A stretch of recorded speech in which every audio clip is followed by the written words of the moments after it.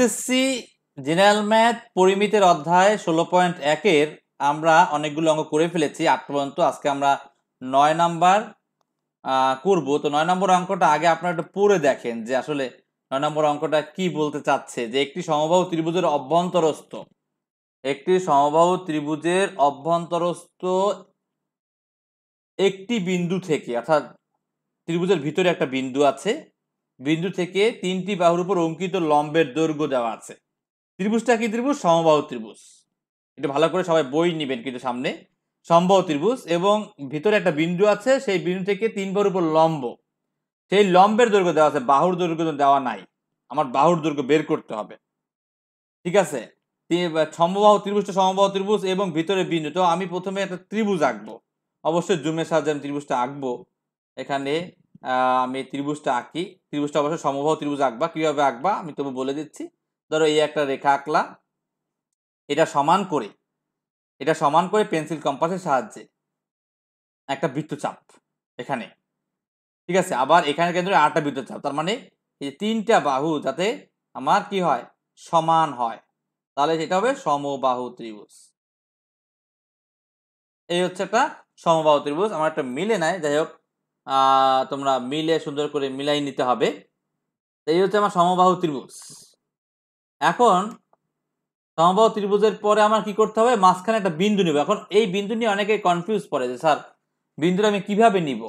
আসলে এখানে তো তোমার আন্দাজই নিতে হবে, এখানে তোমার কিছু করার নাই। হ্যাঁ, আন্দাজই নিতে হবে। আর আন্দাজে নিতে হবে এজন্য কারণ তুমি তো 7 সেন্টিমিটার 6 সেন্টিমিটার এগুলো মেপে করতে পারবা না। জাস্ট এটা হলো আনুপাতিক চিত্র। তো এখানে ধরো এখানে বিন্দু, লম্ব বলতে জাস্ট তোমার চোখের আন্দাজের লম্ব, মানে এই রেখার উপর লম্ব। হ্যাঁ, এই রেখার উপর লম্ব, আবার এই রেখার উপর লম্ব, এই 3টা রেখার উপর এরকম লম্ব তুমি আঁকবে এবং এই রেখার উপর লম্ব, এই 3টা রেখার উপর লম্ব তুমি এভাবে লম্ব আঁকবে, ঠিক আছে? আমি আবার বলছি, একটা বিন্দু, কিন্তু প্রত্যেকটা রেখার উপর লম্ব বুঝায়, প্রত্যেকটা রেখার উপর যাতে লম্ব বুঝায় এটা কিন্তু মাথায় রাখতে হবে, ঠিক আছে? এরপরে আমরা কি করব, এরপরে আমরা নামগুলো দেই। হ্যাঁ, তাহলে এখানে আমি নাম দেই, এটা হচ্ছে এ, এটা হচ্ছে বি। আচ্ছা, আমি নামটা জুম দিয়েই দেই, তাহলে পরে আবার ভেজাল হয়, মানে এলোমেলো হয়ে যায়। তো এটা হচ্ছে আমার এ, এটা হচ্ছে আমার বি, এটা হচ্ছে সি। এটা সমবাহু ত্রিভুজ। এর মাঝখানের বিন্দুটা আমি ও ধরি এবং ও থেকে লম্ব, এটা হচ্ছে ওডি, এটা হচ্ছে ওই, এটা ওএফ। এই লম্বগুলো আমি দিলাম এবং এই লম্বের দৈর্ঘ্য 6, 7, 8। লম্বের দৈর্ঘ্য হচ্ছে 6, 7, 8, অর্থাৎ এটাকে 6, এটা হচ্ছে 7, এটা হচ্ছে 8। তো চিত্রটা হচ্ছে ইম্পর্টেন্ট, প্রথমে চিত্রটা বুঝতে হবে। চিত্রটা না বুঝলে কিন্তু আসলে অঙ্ক বোঝা যাবে না, চিত্রটা আগে বুঝতে হবে। তো এই হলো আমরা চিত্র আঁকলাম। এরপরে এর সাথে আরেকটু অ্যাড করে দিব। কি অ্যাড? যে এখন চিত্রটাকে শেষ করে নিলে তার ভালো হবে। যে ও এটা হচ্ছে দেওয়া আছে এবিসি একটা ত্রিভুজ, সমবাহু ত্রিভুজ, এবং এই ত্রিভুজের ও যে কোনো একটা বিন্দু ভিতরে, ও বিন্দু থেকে আমার কি করতে হবে, 3টা বাহুর উপর লম্ব 6, 7, 8 এটা দেওয়া আছে, আর আমি সেই অনুসারে আমি আঁকলাম। এই হলো আমার কথা। এরপরে আমি কি করব, এরপরে আমি যে কাজটা করব সেটা হচ্ছে ও থেকে এই সবগুলো বাহু যোগ করব। দেখুন, তাহলে এই ও এর সাথে আবার এটা লেগে যাবে, তো ওটা পরে আমি আবার করব। তো সবগুলো বাহু যোগ করব, কি ও এ যোগ করব, ও বি যোগ করব, ও সি যোগ করব। আমি এটা অন্য কালার দিয়ে যোগ করি, তাহলে সবচেয়ে বেটার হবে তোমাদের জন্য। ও এ যোগ করলাম, তারপরে ও বি যোগ করলাম, তারপরে ও সি যোগ করলাম। এখন পরীক্ষা খাতাতে কিন্তু তুমি এটা পেন্সিল দিয়ে আঁকবে। অনেকেই মনে করে কি জানো, অনেকেই মনে করে যে এটা মনে একটা রেখা, সিএফ একটা রেখা। না, এমন কোনো কথা নাই। সিএফ একটা রেখা এরকম না, দেখা এরকম দেখাতে পারে, কিন্তু এটা একটা রেখা না। আমি কিন্তু পরবর্তীতে ও বি, ও সি, ও এ যোগ করছি। প্রথমে তো লম্বা আঁকছে ও বিন্দু থেকে, তো ও বিন্দুটা আমি এখন দেই, ও বিন্দুটা আমি এখন দেই। ধরো এই ও বিন্দু দিলাম। হ্যাঁ, ও বিন্দু দিলাম। ও বিন্দু থেকে আমি এই যে লম্বা আঁকলাম 3টে বাহুর উপর ওই, ওডি, ওএফ, আর আর এমনি আমার এর জন্য ওএ, ওবি এগুলো যোগ করে দিলাম।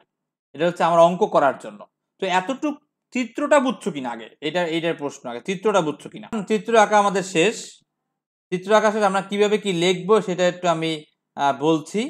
যে প্রথমে মনে করি যে সমবাহু ত্রিভুজ আমি নাম দিয়ে দিছি, তাহলে লিখব মনে করি এবিসি সমবাহু ত্রিভুজের, যেহেতু সমবাহু ত্রিভুজের প্রত্যেকটা বাহু সমান, তাহলে লিখব মনে করি এবিসি সমবাহু ত্রিভুজের প্রত্যেক বাহুর দৈর্ঘ্য। সবাই লেখা শুরু করে দেন যে মনে করি, যেহেতু 9 নম্বর অঙ্কটা আমরা করছি, তাহলে মনে করি এবিসি সমবাহু ত্রিভুজের, ত্রিভুজ এবিসি বা এবিসি লিখলেই হয়, ত্রিভুজ না দিলেও হয়, সমবাহু ত্রিভুজের চিত্র উপরে আঁকতে পারেন বা পাশে আঁকতে পারেন, যার যেটা ইচ্ছা। প্রত্যেক বাহুর দৈর্ঘ্য, প্রত্যেক বাহুর দৈর্ঘ্য হচ্ছে আমরা এ ধরতাম, কিন্তু সেই এটাকে আমরা সমীকরণের মাধ্যমে যেহেতু প্রকাশ করব, সেহেতু আমরা একটু এক্স ধরে নেই, যে এ সমান এক্স। যেহেতু লম্বগুলো সেন্টিমিটার আছে, তাহলে এটাও সেন্টিমিটার। এরপরে হচ্ছে ত্রিভুজের অভ্যন্তরে, ত্রিভুজের অভ্যন্তরে ও একটা বিন্দু, ত্রিভুজের অভ্যন্তরে ও বিন্দু থেকে, ও বিন্দু থেকে বিসি কমা এসি কমা এবি বাহুর উপর যথাক্রমে, এবি বাহুর উপর যথাক্রমে ওডি সমান 6 সেন্টিমিটার, তারপরে ওই 7 সেন্টিমিটার, যথাক্রমে লিখছি, কোনো সমস্যা নাই। ওএফ সমান 8 সেন্টিমিটার লম্ব আঁকি, লম্ব আঁকা হলো, যেটা ইচ্ছা লম্ব আঁকি বা লম্ব আঁকা হলো। এরপরে আমরা লিখবো যে ও কমা এ, ও কমা বি, ও কমা সি যোগ করি। ও কমা এ সেমিকলন, ও কমা বি, তারপরে ও কমা সি যোগ করি। অর্থাৎ এই যে আমরা যোগ করছিলাম, পরে ও কমা এ, ও কমা বি লাল, এই যে লাল কালি দিয়ে যোগ করি, এটা কিন্তু তোমরা কিন্তু জিনিসটা মনে হয় বুঝতে পেরেছো। এরপরে আমরা অঙ্কে যাব, ও কমা এ, ও কমা বি, ও কমা সি যোগ করি। এখন খেয়াল করো একটু, অঙ্কে যাওয়ার আগে বলে রাখি কিছু কথা।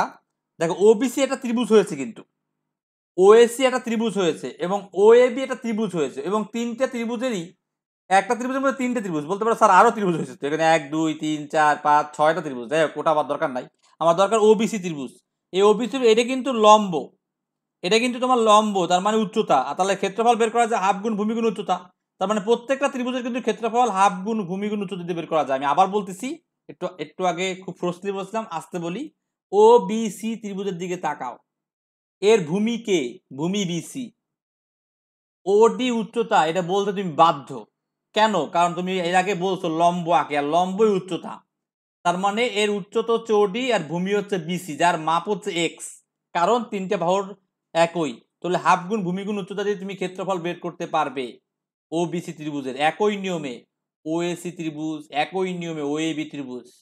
এতটুকু ক্লিয়ার কিনা? আমি এখন যে কথা বললাম সেটা আমরা কাজে লাগাবো। তা ত্রিভুজ A B, B O C এর ক্ষেত্রফল, তাহলে এখন দিয়ে আমি লিখবো ত্রিভুজ বি ও সি এর ক্ষেত্রফল, ত্রিভুজ বি ও সি এর ক্ষেত্রফল লেখে হাফ গুণ ভূমি গুণ উচ্চতা, হাফ, ভূমি হচ্ছে বিসি, উচ্চতা হচ্ছে ওডি, তাহলে মান বসিয়ে দিই হাফ ইন্টু এক্স ইন্টু 6, কাটাকাটি করলে 3x বর্গ সেমি। ত্রিভুজ এ ও সি এর ক্ষেত্রফল হাফ এসি ডট ওই, কারণ ওই হচ্ছে লম্ব, তাহলে হাফ এক্স হচ্ছে এসি এর মান, কারণ সমবাহু ত্রিভুজ, ওই এর মান 7। তাহলে এটা কিছু করার নাই, এটা কিছু করার নাই। করার নাই বলতে এটা কিন্তু আমাকে ওই যে 7 গুণে 14, না সরি 7/2, 7/2 x বর্গ সেন্টিমিটার লিখে দিতে হবে। ঠিক আছে, এরপরে এওসি ত্রিভুজ গেল, এরপর আমার বাকি রইল কে? আমার বাকি রইল ত্রিভুজ এওবি। অন্য কালার দিয়ে দেখি, ত্রিভুজ এওবি ও লিখতে ভুলে গিয়েছি। এর ক্ষেত্রফল হাতের লেখা পচার জন্য ক্ষমার দৃষ্টিতে দেখবেন। এখানে এবি হচ্ছে আমার কি? ভূমি, উচ্চতা হচ্ছে ওয়েভ, তাহলে হাফ। এবি তো সমবাহু ত্রিভুজ এক্স, ওয়েভ হচ্ছে 8, কাটাকাটি করলে 4x বর্গ সেন্টিমিটার। আপনারা এককটা লিখে দিবেন, আমি ডট ডট দিলাম। ত্রিভুজ আকৃতির ফ্ল্যাট তোমরা ধরে নাও। তো এই ফ্ল্যাটে 3টা রুম, এই 3টা রুমের ক্ষেত্রফলের যোগফল আর টোটাল ফ্ল্যাটের ক্ষেত্রফলের যোগফল কি সমান হবে না? হবে কিনা? মানে এই 3টা ত্রিভুজের সমান অবশ্যই হবে। এই 3টা ত্রিভুজের ক্ষেত্রফলের যোগফল আর এবিসি ত্রিভুজের ক্ষেত্রফলের যোগফল সমান হবে। তো এবিসি ত্রিভুজের ক্ষেত্রফলের সূত্র তো আমরা এর সাহায্যে জানি, যে সমবাহু ত্রিভুজের ক্ষেত্রফলের সূত্র। তো আমরা লিখব, আমরা জানি আজা, আমি আবার আজা লিখলাম, আপনারা আবার আজা লিখেন না। আজা মানে আমরা জানি এবিসি ত্রিভুজের ক্ষেত্রফল, এবিসি ত্রিভুজ এ বি সি এর ক্ষেত্রফল সমান, আমরা জানি ত্রিভুজ এবিসি এর ক্ষেত্রফল সমান কি?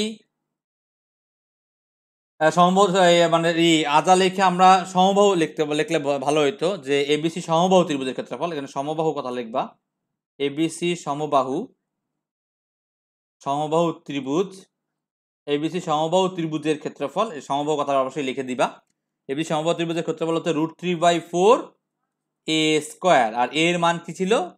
x ছিল, তার √3/4 x স্কয়ার ডাইরেক্ট লিখলাম, √3/4 x স্কয়ার। তার মানে এই যে এই তিনটার যোগফল এইটার সমান হতে বাধ্য। তাহলে লিখব প্রশ্ন মতে লিখে অঙ্ক কিন্তু শেষ হয়ে গেল আমার। √3/4 x square is equal to half, মানে এটা ইচ্ছে করলে তোমরা এভাবে লিখতে পারো যে প্রশ্ন মতে ত্রিভুজ এবিসি এর ক্ষেত্রফল সমান ত্রিভুজ ওবিসি এর ক্ষেত্রফল সমান ত্রিভুজ ওএসি এর ক্ষেত্রফল, এগুলো সবগুলো লিখে নিতে পারো। আমি কিন্তু সেটা লিখলাম না, তোমরা কিন্তু ওইটা লিখলেও পারো, যে এখানে ত্রিভুজ এবিসি এর ক্ষেত্রফল সমান ত্রিভুজ ওবিসি এর ক্ষেত্রফল, ওএসি এর ক্ষেত্রফল, এরপরে ত্রিভুজ তোমার কি ওএবি এর ক্ষেত্রফল। আমি ডাইরেক্ট ক্যালকুলেশনটা লিখলাম। তাহলে হাফ আমার কি কি ছিল? হাফ তো প্রত্যেকটা ছিল না, আমি হাফ লিখলাম কেন? প্রথমটা ছিল কি 3x, প্রথমটা ছিল 3x, তারপরে 7/2x,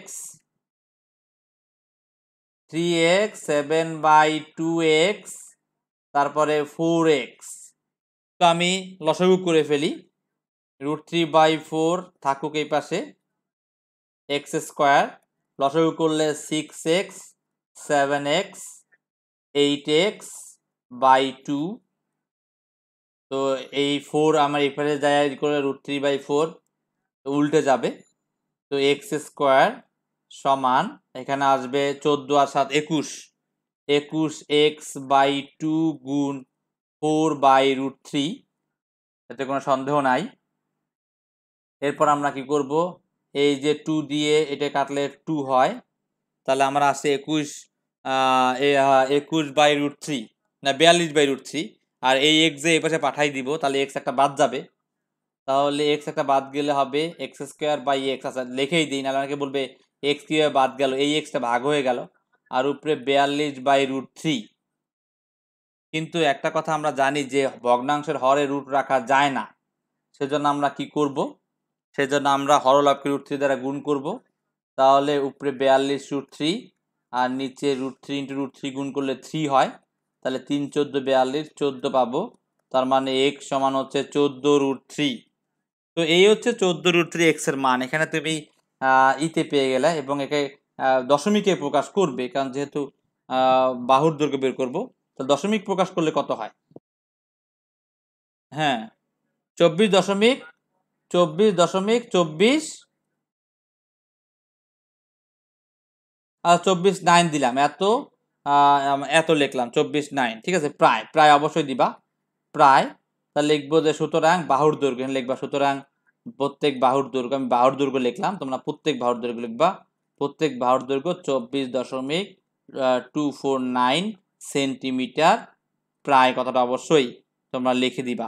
এটা হচ্ছে বাহুর দৈর্ঘ্য বের করলাম, আমার বাহুর দৈর্ঘ্য বের করতে বলছে, এবার ক্ষেত্রফল বের করতে বলছে। অতএব এবিসি ত্রিভুজের ক্ষেত্রফল, ত্রিভুজ এ বি সি এর ক্ষেত্রফল, ওই যে সূত্র আমরা লিখছিলাম সেখানে মান বসাই দেই। √3/4, এক্স এর মান পেলাম হচ্ছে 14√3 হোল স্কোয়ার বর্গ সেন্টিমিটার। তো আমরা এবিসি ত্রিভুজের ক্ষেত্রফল, এই যে এক্স এর মান যদি পেয়ে গেলাম, আমাকে বলতে পারে স্যার আপনি 24.249 নিলেন না কেন? কেন নিলাম না, এর কারণ হচ্ছে যেহেতু স্কোয়ার আছে, আর স্কোয়ারের জন্য রুটটা অটোমেটিক বাদ হয়ে যায়, তো সেজন্য 14√3 নিলে আমার একুরেট মানটা আসলো। আর যদি আমরা 2, 4, 9 নেই, কারণ এখানে 8, 7 ছিল, আর 8, 7-এর জন্য আমরা 9 লিখছি, সেজন্য এখানে কিন্তু মানটা একটু হেরফের হবে, কিন্তু ওটা যে ভুল তা না, ওটাও রাইট। তা আমি এর জন্য স্কোয়ার নিলাম, √3 নিলাম, কারণ স্কোয়ার আছে, স্কোয়ার রুটে কাটা যাবে, এই জন্য আমি এটা নিয়েছি। তো আমরা স্কোয়ার করলে 588 আসে, আর 588 দিয়ে 4 দিয়ে কাটাকাটি করতে পারবো 2 দিয়ে, অথবা ডাইরেক্ট আমি গুণ করছি 588 গুণ √3 ভাগ 4, তাহলে 254.611 বর্গ সেন্টিমিটার প্রায়। তো দুটি উত্তর, একটা উত্তর হচ্ছে বাহুর দৈর্ঘ্য 24.249, আর একটা উত্তর হচ্ছে আমার ক্ষেত্রফল, ক্ষেত্রফল হচ্ছে যে 254.611। তো এটা সুন্দর করে আলাদা একটা ইউটিউবে রেকর্ড থাকবে, এটা আমি আলাদা করে আপনার একটা এই অঙ্কটার জন্যই একটা ভিডিও করে রাখলাম। তো কোনো সমস্যা হলে অবশ্যই জানান আমাকে, কি সমস্যা, কোনো কিছু বুঝতে পারেননি কিনা।